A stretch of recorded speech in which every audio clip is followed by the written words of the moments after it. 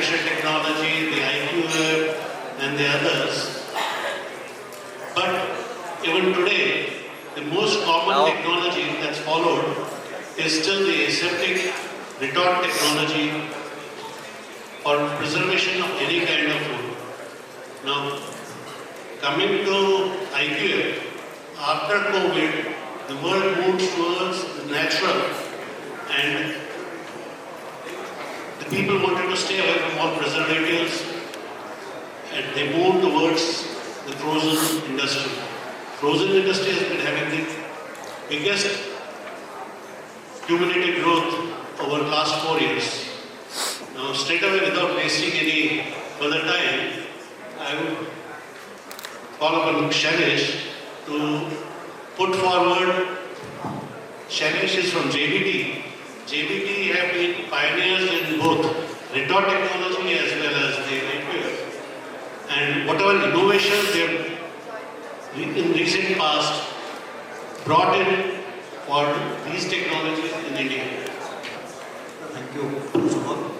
Thanks to BPCI for creating this excellent platform. Thanks, Kaur sir, for giving this opportunity to answer. Quickly, let me brief about the JBT. JBT is now, it's JBT with joint technology, now it's been JBT Marel. JBT is US multinational. We are pioneering in physiotechnology. Here I would like to, or I am proud to say that 50% of global frozen food is coming out of JBT product line. We are active in India more than 40 years, and we are very much active in seafood, fruits and vegetables, ready to eat food, or meat and poultry, or dairy and ice cream industry. Now this IQF, yes, definitely individually freezing plays a very important role in this food, particularly fruits and vegetables sector. What you said after COVID, rather we are expressing totally different. People are asking or becoming more and more depending on the frozen food. If you see urban area, all the freezers are now filled with lots of frozen food. That's what I said after COVID. The highest growth has been seen in the frozen foods. If you remember in our childhood stage, we were bringing the lots of green peas, sitting together and just clearing out and putting in the freezer. Nowadays, if you see every deep freeze, they are having ready-made packets of green peas. Even this, now these children, they don't know where they are coming out.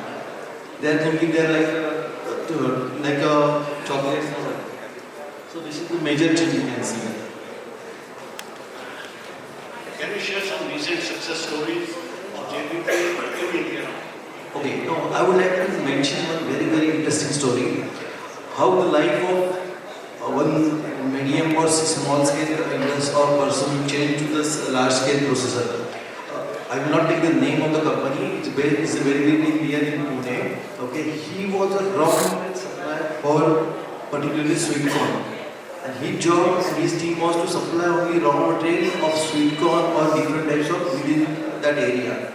But by seeing the difference or by seeing the demand of the international market, by seeing the demand of the domestic market, he started thinking or started planning to enter as a processor. He contacted us, we also guided him very well, and he was having very compact place, even 50% of this hall. And now he is one of the pioneer or one of the leading exporter from Pune for sweet corn. So this change I am seeing, and similar to him, many of the raw material suppliers are thinking to come into this business.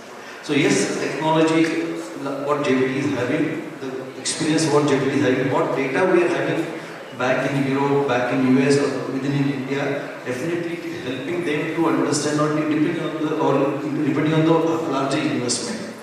That is the one of the success story I would like to mention.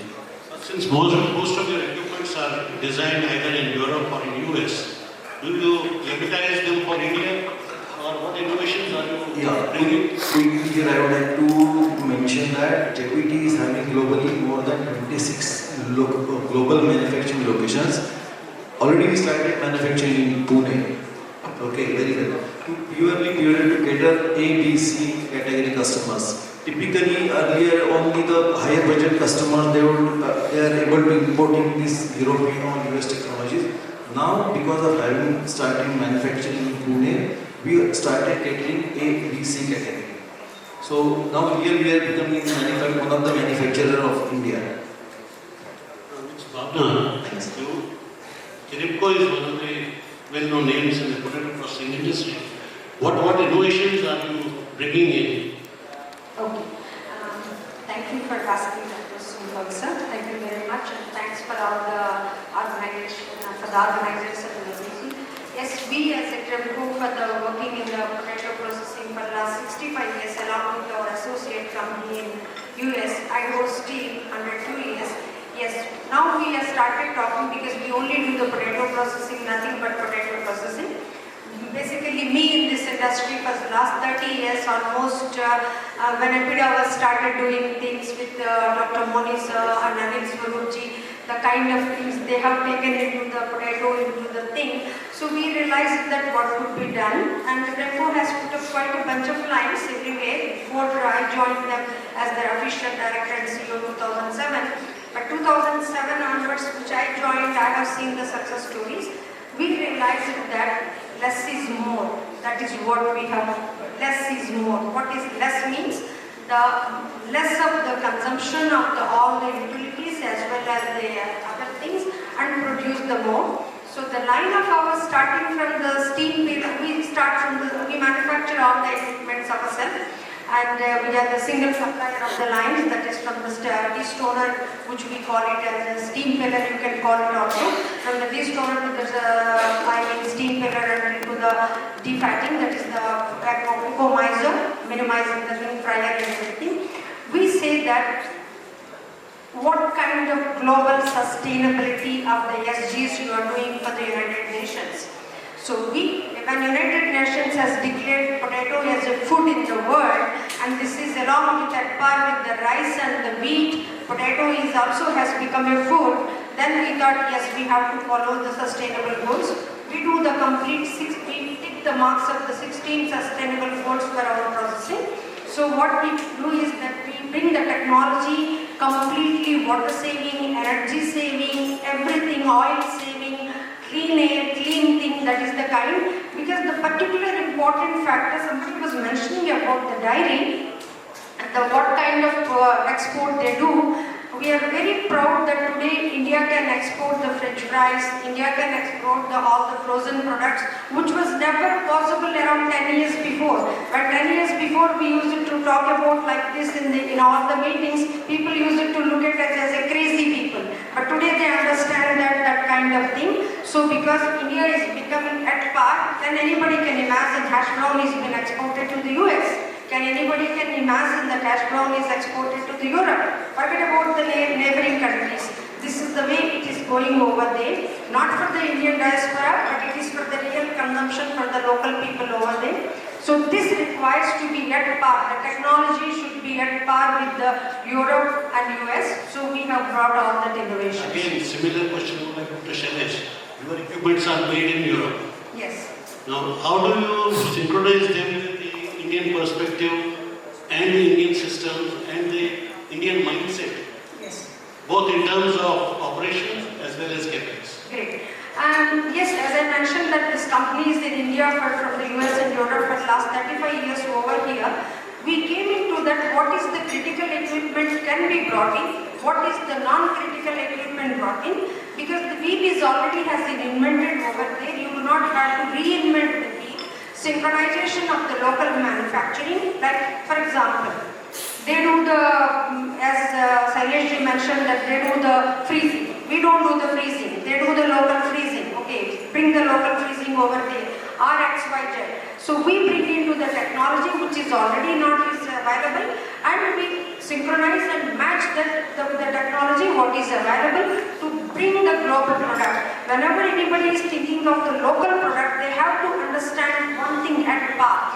But I mean, this is a very fact. The fact is that French fry is not our product. At least I haven't eaten French fry when I was a kid 40 years before. I used to eat when I went to the US and Europe. But now, so we all should remember French fry, hash brown, all these products are the global products. We are exporting to the same countries where the Europe and US is exporting. The quality should be at par if we want to bring the good kind of income to the Indian economy, and we have to contribute as a food processor. So this has to be at par. So we have to mix and match, and that we are doing very well. And this is not a small investment project. It is 100 crores and above 200 crores, 300 crores. So the entrepreneur understands very well, time is money. Another important question. Why do we ask our entrepreneurs to grow processed variety potato if we have to export? Why not like 20 years ago nobody did give it. Today New Zealand had a product, they marketed all over the world. Why can't we export our potato processed products? Good. Thank you, sir. We are getting into the very deep. 2 days before I was in Chandigarh, and it was for the seed done by the government of India, particularly Ministry of Food Processing, CPRI, and the Punjab government and other seed secretariat. We were there. We were talking about the availability of the seed for the process. And just to give an addition, we are already exporting a lot of potato products to all over the world. Today, if a processor is producing, particularly for the frozen product, if a processor is producing around 100% of the French fries or the hash brown, consumption within India is hardly 30-35%. Remaining 60-65% is being exported. We are already exporting. India has become a brand, particularly for the Asiana. I mean, we are not part of the Asiana agreement, but we are called by them as a step by, so we are being treated very well over there. All the Asiana countries we are exporting, and most important, we are also exporting to the African countries and the Middle Eastern countries, and we are doing very well. And if a somebody asked me day before yesterday, particularly when we were in the government meetings and all the official bureaucracy was there in Chandigarh, they asked me, Bhavana ji, what do you think that intervention is required from the government? It went to the, because Shivraj Singh ji was there, and I mean, his representative was there, and the Ministry of the Goyalji's representative was there. So we were telling them, intervention, what is required is basically a correlation, coordination between the Ministry of Agriculture and the farmer welfare and the commerce and the food processing, because we need lot of other varieties of the potatoes to bring in to coordinate the best of the interest for the processing. Processing is already going, and look at, like I have an young entrepreneur called Karan, can you stand up? Look at him, he's just 20 years old, and he forced his family to invest around 100 crores in Marel in potato processing. We sold the line, but that is the kind of the people we are already having. Investment is no doubt. Nobody requires the investment support that is already there in India, and other things are all there. If the coordination of the departments come together, give together, that is the best. Thank you so much. My point was, yes, why not adapt your equipment to work on Indian potato? Why should we have imported? See, we have two costs. Yes. All potato people who are processing potato have to pay a royalty on seeds. Why should we pay foreigners a royalty on seeds? Why not have free baksha or sinduri or others? Because when my father said it was French fries unit, these varieties did not exist. We took Indian varieties to Finland for testing. We found 2-3 varieties which were compatible, and we made French fries, we exported French fries. It doesn't have to meet the American standards of 110 millimeter long. If your French fry is 60 millimeter long, it's still French fry. Today, if you see French fries from McDonald's, which is supposed to be the premium of the market, you find all kinds of sizes. So that is what my question is. When all foreign equipment suppliers come to India, they should adapt their equipment for Indian market. To answer you that, and I think we reached quite ahead, and we are already doing like Rhizona, that is a CPRI variety of the government, and we already have other varieties like Chipsona 1 and 2, and we have recently has a Diamata, and we have a other variety called Surya. These are already getting the French fries. See, you need to understand French fry. We have to be economic model. Of course, we can do the chest thumping, that is okay, but always it is money, money, money. End of the day, it is money, money. What is the investment? What is the recovery? That should be very clear, and it should be with the completely at par with everything. So for the export, they are using the foreign variety of the potato. It is no more foreign variety. Santana is being developed by the Mahindra HPC. It is being grown over here, and the other varieties also ITC, food farms, Sangha farms, they are doing, because any variety after 5 years anywhere it has been developed, the royalty finishes.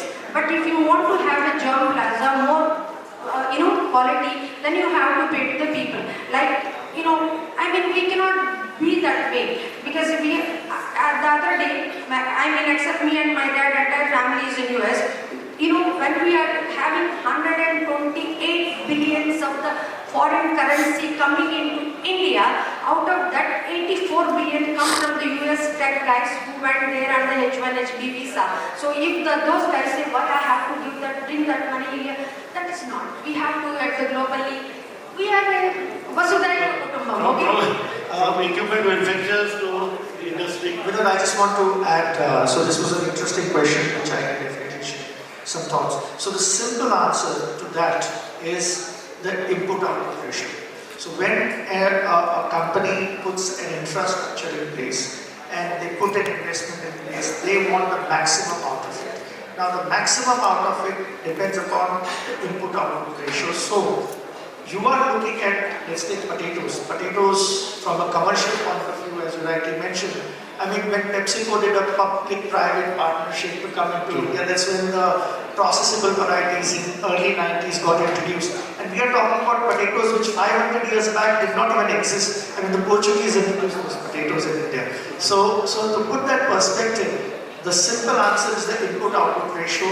When you are looking at Chipsona 2, Kufri Bahar, Kufri Anand, those kind of varieties, they give the maximum output to an entrepreneur, and therefore the return on investment on that investment becomes the maximum. But to your question, technically it is possible, and processing wise you can do that. Only thing is the entrepreneur has to be ready to put that up. Absolutely, entrepreneur has to be ready to take the challenge. We have always followed I call it white border syndrome. Whatever the white man says, we follow that. Let's have another example. Potato flakes. In India, we have varieties which have 18 to 19% solid content. Now, if we have to make potato flakes out of it, we have to give some additional steam. This 18%, 19% solid content potato is about anywhere between 4 to 6 rupees a kilo. But the moment we go for processed variety, it's about 12 rupees a kilo. So giving some extra steam to evaporate some extra water in the potato will not make much of a difference. Only the industry has to come forward to take the challenge. Now, I come to the industry statement. Seema, what made your company to invest in modern technologies of preservation?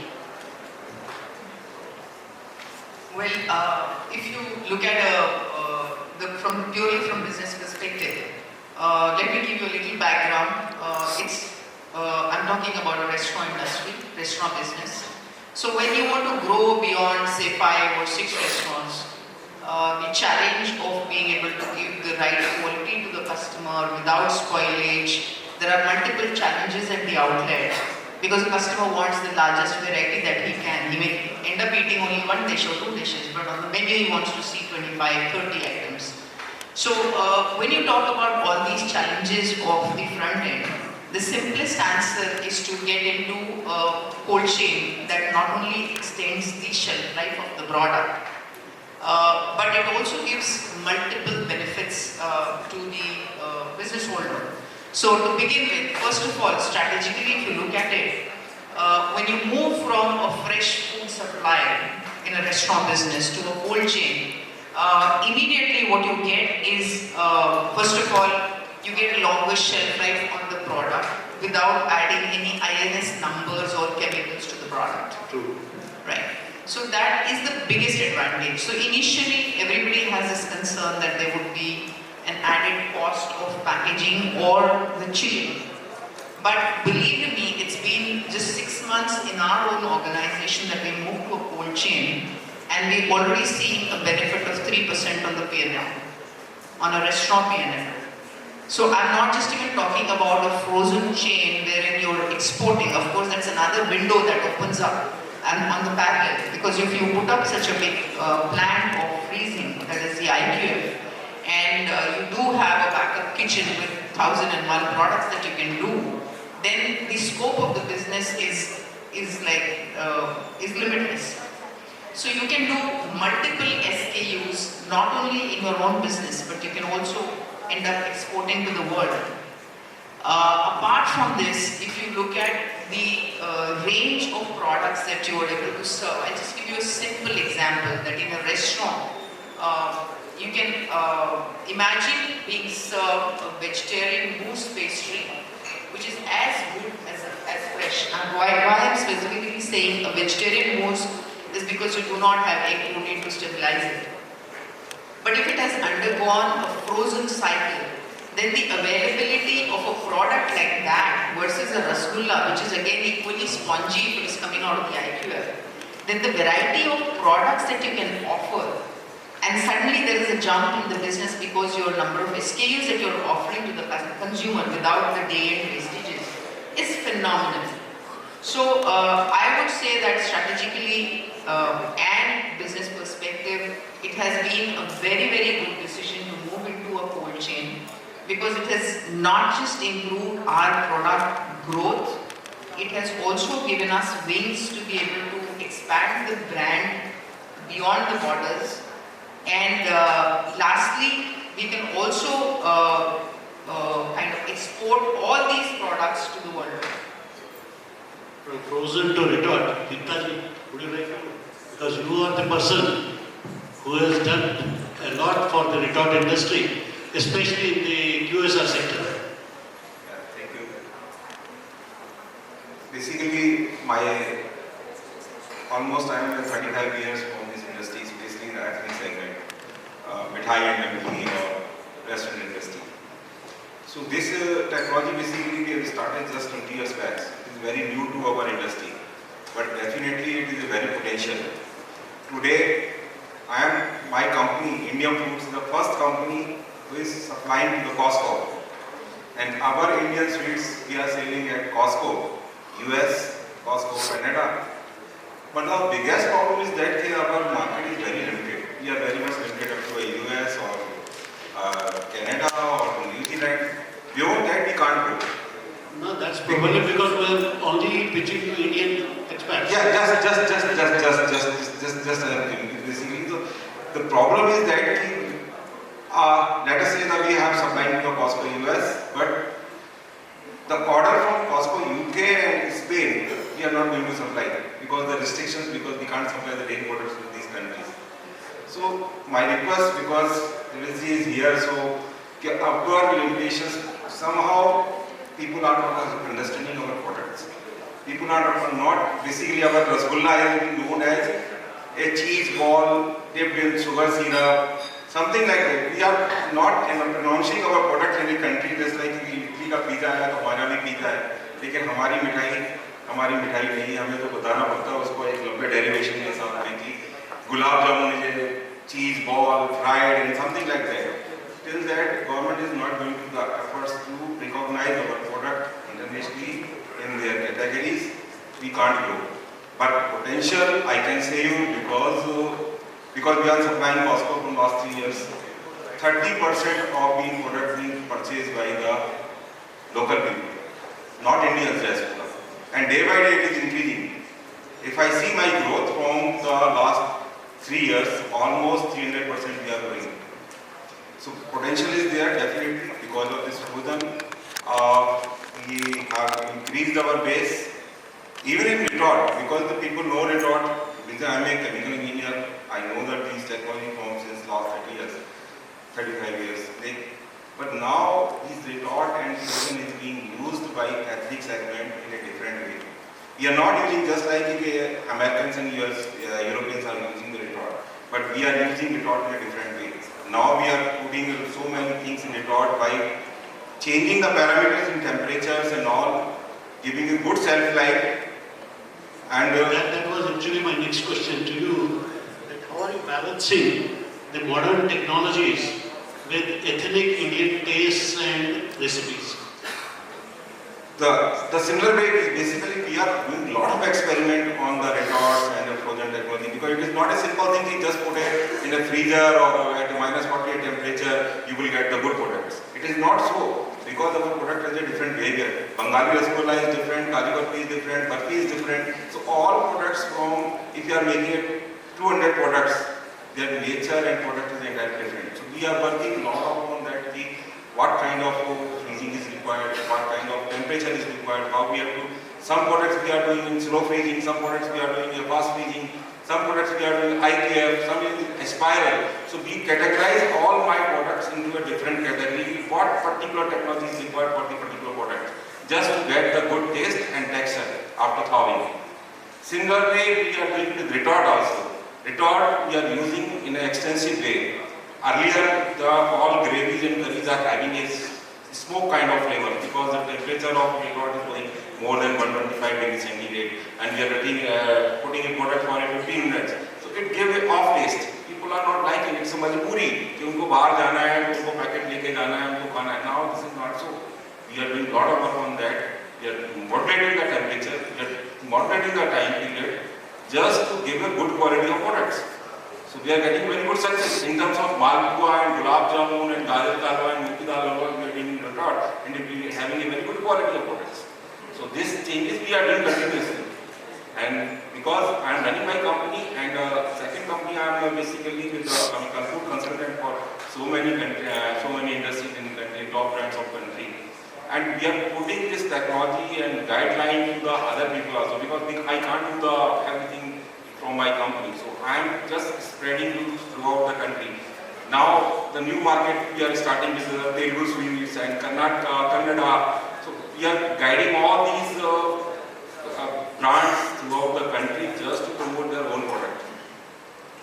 Definitely I can say, because my experience, I have almost traveled to 23 countries, and my experience is Indian food is very in demand. People know tikka, people know samosa, people know paratha, and they are selling like anything. The next best, if your IT is the India future, then food is basically the ethnic food is the basic Indian future. Next I would like to come to Sagar. What are the main barriers that you see Indian industries facing in incorporating the technology, and I'm talking mainly about the retort and the IQF technology in their conventional processes? Okay, so for that, one has to understand that both retort and individual quick freeze IQF are both preservation technologies, right? The fundamental aspect of preservation is coming from the fact that in order to preserve anything, you have to either heat it or you have to freeze it. Right? That's the only way I can stop bacterial and pathogen growth and ensure the shelf life of a particular product. Now, with regard to retort, there are aspects in the industry where some people prefer retort and some people prefer frozen IQF basis. So, the perspective of people who are very specific with regard to the taste and palate, they are now, especially post-COVID, looking at the frozen side of it. And people who are traditionally into traditional cooked food and everything, they've been focused on retort. Now, the reason why this is in retort, you have to understand that there is a double cooking taking place. So the double cooking involves that you are basically making a food, let's assume biryani. You're making biryani, cooking it, and then you are canning it or pouching it for retort purposes, and therefore in that, there are multiple technologies that come into play. So retort typically takes place either through steam or through hot water or a mix of both or hot air. So there are multiple technologies that come into play into that. So that leads to a difference in the taste. So sometimes when somebody in industry wants to introduce, I have a very good product being, sought after by my clients, but I want to preserve and take it forward. So that happens is through retort technologies, they cannot have the same taste sometimes, and they're able to have that through frozen technology. So that becomes one of the key barriers or differences between an IQF and a retort technology associated. Coming to sushi, since yours main thrust area is the packaging. Packaging both for retort as well as frozen. Which are well within the fresh foods category.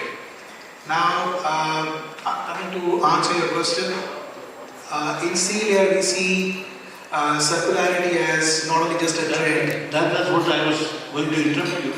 See, most important people will ask you is circularity and sustainability. Sure. Because all your materials are engineered plastics. Correct. So, we see circularity as not only just a trend, but the future of packaging. Now, in the world, in today's world where we are challenged for resources, right, and resources of all kinds, be it water, be it energy, be it resins, there lies an opportunity in creating a thoughtful balance of how do you provide materials which basically brings a good shelf life of the product, while also balance or save the planet from extra load and the planet which we all share. Now, our purpose in Seema is deeply rooted across three pivotal points. One is to protect, to solve critical packaging challenges, and to make the world better than we found it. And our packaging innovation strategy therefore stems from this philosophy and is based on the 4 pillars which I'm going to talk now. And this basically puts or sets the currency of action, what we call it as currency of action, because at the end of the day businesses are meant to, I would say, make money and be profitable. Now the first pillar obviously is assurance and provide our customers with market-ready innovations. So we are into, I would say, performance packaging materials, and we completely understand that packaging plays a very important role in not only retaining the quality of the product as we were discussing, but also extend the shelf life of the product. Now with market-ready innovations or with products which are ready for market, we support our customers into the markets that they are going to go. For example, if they want to export to US, whether they want to export to Europe, the conditions or the compliance laws are pretty different on each of these continents, and we support them with the adequate materials. Assurance of our materials, because they are performance packaging materials, we ensure that there is absolutely kind of no food wastage during the supply chain, because we are talking about global supply chains here there now. And food wastage obviously has its own sense of impact on the environment and the other costs or profits, as we can see. And food safety at the same point in time, and obviously making the products which are amenable to the consumers there, right? The similar product can get packed very differently in US. A same product can get very differently in the US depending upon how consumers want to see the product and buy the product. So that's what we provide our customers. That's our first pillar. The second obviously is consumer and market engagement. So consumer engagement and market engagement. As I mentioned, we enable our customers to, be export ready to export to certain markets. And in such cases, right, we understand that sustainability plays a very important role. As per one of the research, consumers today are willing to pay a premium of about 8 to 10% on products where they see that they are contributing effectively to the sustainability programs. What are the new materials that you are bringing in? Sorry? What are the new materials that you are bringing in? So there are a lot of new materials that we work. As I mentioned, we enable exports. I can give 2 examples. One example is, let's say, to the seafood industry, because we work extensively in the seafood industry.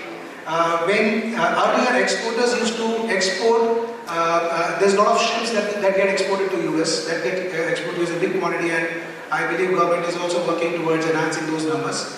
So shrimp used to get exported earlier in bulk format, and in US they used to get packaged, locally there. Now that used to have its own set of costs. Now packaging is coming down to exos, wherein you package as per the market demands here itself.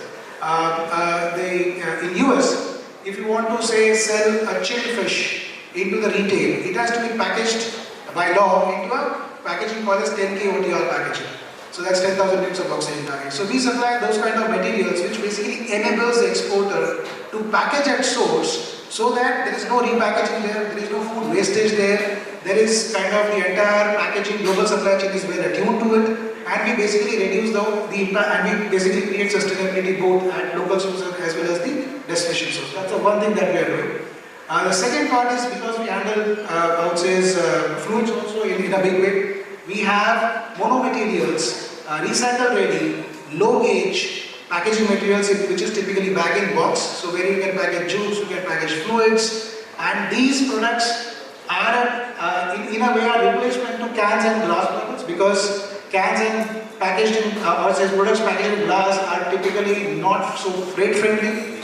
So these are alternate options that we have in our portfolio which we provide to consumers, and we basically aid in the sustainability program. Okay, thank you. Now open to Seema and Gupta. What benchmarks do you want industry to follow in both preservation and packaging for international markets? Which technology, how, when, where? Both the technologies. Or for Indian ethnic products? Yeah, that's right. Basically, both the technologies are good. Basically, it depends which market you are going with the frozen or retort, because client is entirely different for both the technologies. The second thing, packaging is definitely very important role, and we do basically, or even a frozen or frozen products, we do sometimes we do MAP, then do this frozen IQF, just to give a better shelf life of the product. Seema, if you want to add. So between the Retort and IQF or the frozen product, there has definitely been a shift more towards the frozen consumption. So people who probably were using the other product, which was Retort, for domestic consumption, they have definitely shifted to frozen.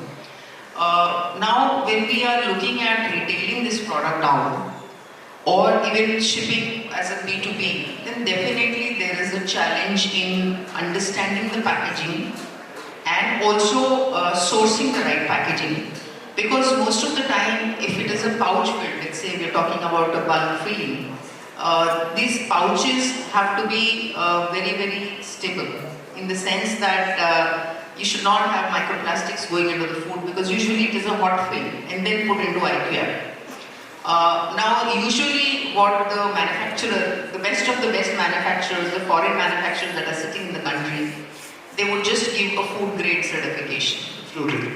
Okay, now once you see that, most of the people, they look at the food grade certification and say, ye chalega, ye khane mein chalega.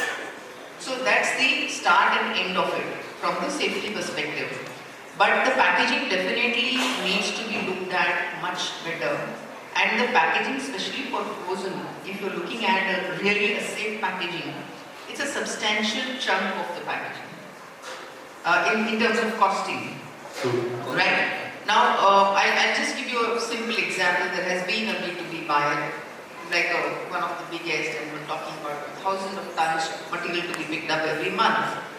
But the core of the team has been using a normal poly as a packaging without even realizing how dangerous it is. And it is mostly in B2B. So the customer is actually not aware. He is looking at a food getting delivered to him in the next 10 minutes. Shailesh would like to come in and explain it. Yeah. Study, now packaging trend is changing. Typical pouch, tray, MAP, vacuum. Now it is coming the scheme packaging. Already Retort is having one machine. Rose is a brand having 60 to 85, 70% market share in UK. What is it? It is scheme the product.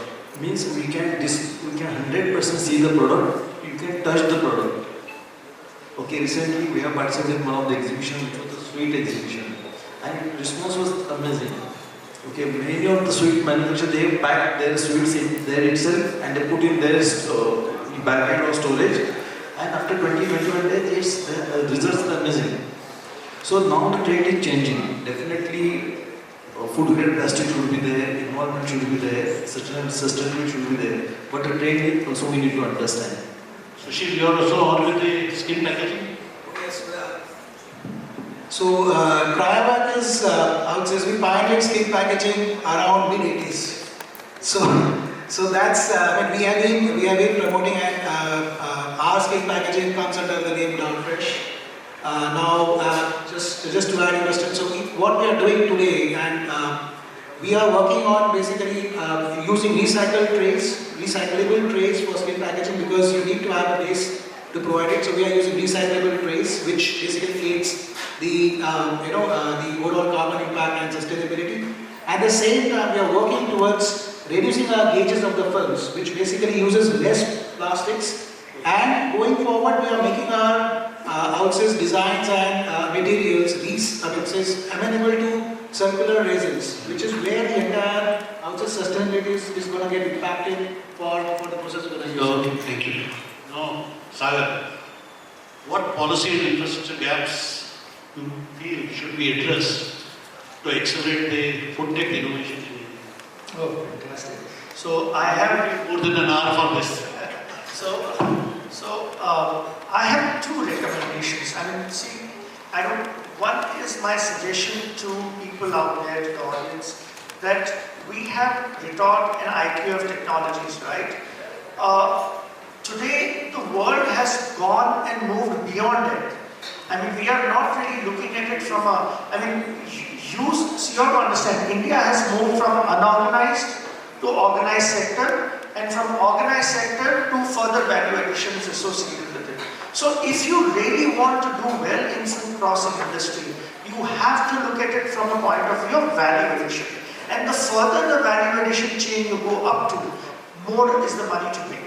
So fundamentally, My point is policy and infrastructure. I'm just coming to that. So we are shortage of time. sure. So from a policy point of view, one thing I want to extend is that we have to understand that we as a country have not been able to pitch in many of our products out there in other countries. For example, if New Zealand can pitch in their kiwis into India, why are we not able to pitch in our chikus out there to the world? Chiku is a product that is all across our table. There are so many products out there that are more tropical. So one thing also you have to understand in policy decision making, you have to understand that when we take technologies and processing, most of the technologies has been done on an R&D basis on higher capacity, higher machinery, which have been developed in the temperate countries. Okay, so we are looking at temperate adoption. We have a tropical base. And for us, for a tropical base to grow, we have to look at it from incorporating and adopting to tropical technologies. That is what I have always been promoting. Yeah. And so policy point of view is to market our products out there, not only from a point of view of primary processing, but secondary process products also out there, so that we can therefore take pride and be that competitive edge from a point of view of global players. I hope we are already out of time. Yes. Is that okay? Just 1 minute. I'll take less than that. Okay.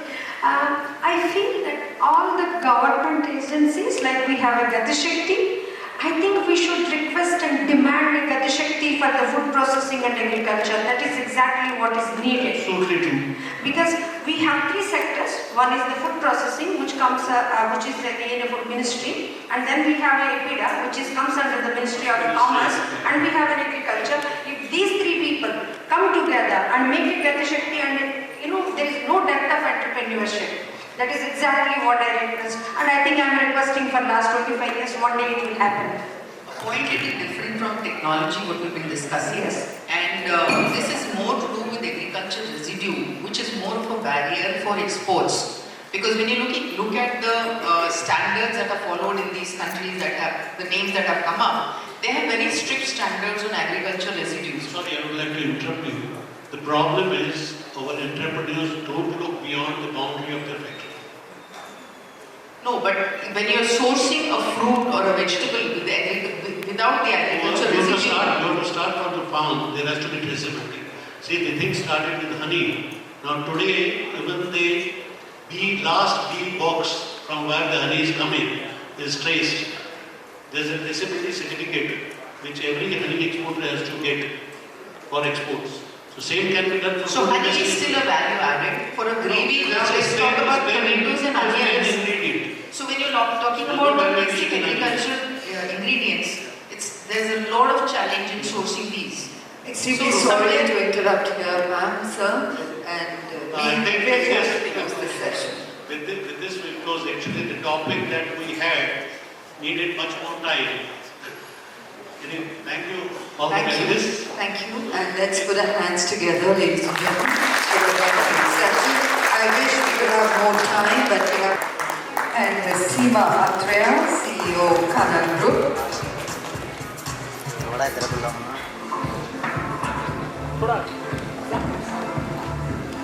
To Mr. Shailesh Khatavkar,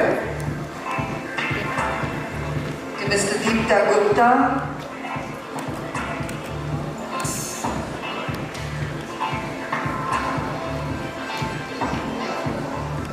to Mr. Sagar Kurade,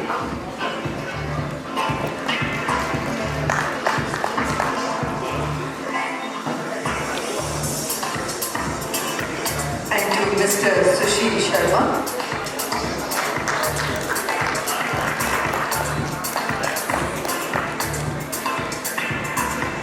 And I would once again invite Mr. Sandeep Kumar from TPCI to do the honors of presenting a token of appreciation and gratitude to our distinguished moderator, Mr. Retort. Thank you, sir, for wonderfully moderating this session, and extremely regretful for interrupting such a wonderful discussion, but we are running out of time. Requesting for a quick group photograph of all our eminent panelists for this session. Ladies and gentlemen, kindly remain seated. We have one more session to go before we can enjoy the lunch.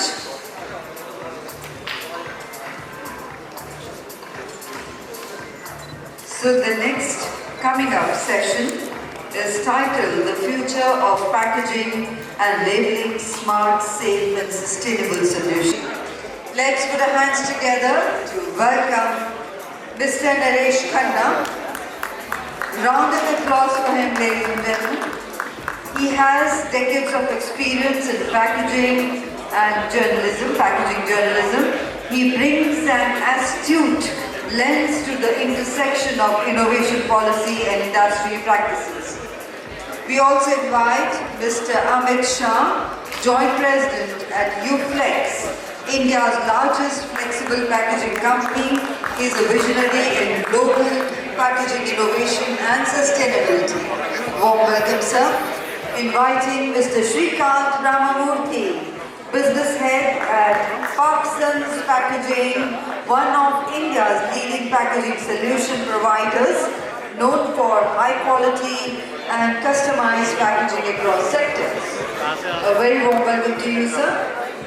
Inviting Mr. Ankit Gupta, Joint Managing Director at Holistic India and Vice President of ASPA, Authentication Solution Providers Association.